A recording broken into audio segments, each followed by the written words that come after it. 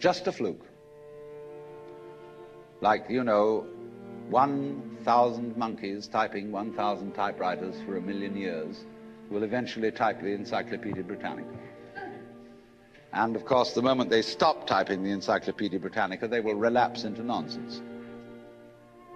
And so in order that that shall not happen, because you and I are flukes in this cosmos, and we like our way of life, we like being human, if we want to keep it, say these people, we've got to fight nature, because it'll turn us back into nonsense the moment we let it. And so we've got to impose our will upon this world as if we were something completely alien to it from outside.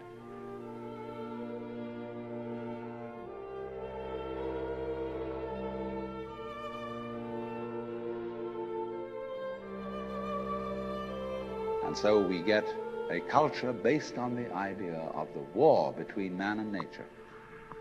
And we talk about the conquest of space, the conquest of Everest. And the great symbols of our culture are the rocket and the bulldozer. The rocket, you know, compensation for the sexually inadequate male. Boom! So we're going to conquer space. You know, we're in space already, way out. If anybody cared to be sensitive and let what's outside space come to you, you can, if your eyes are clear enough. Aided by telescopes, aided by radio astronomy, aided by all the kind of sensitive instruments we can devise. We are as far out in space as we're ever going to get.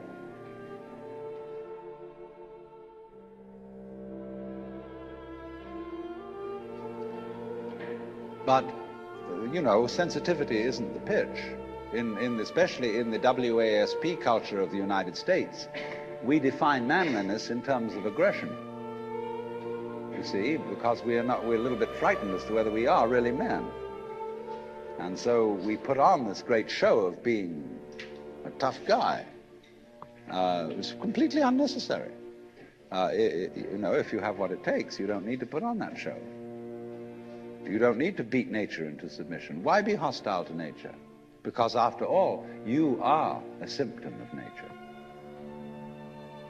You, as a human being, you grow out of this physical universe in just exactly the same way that an apple grows off an apple tree.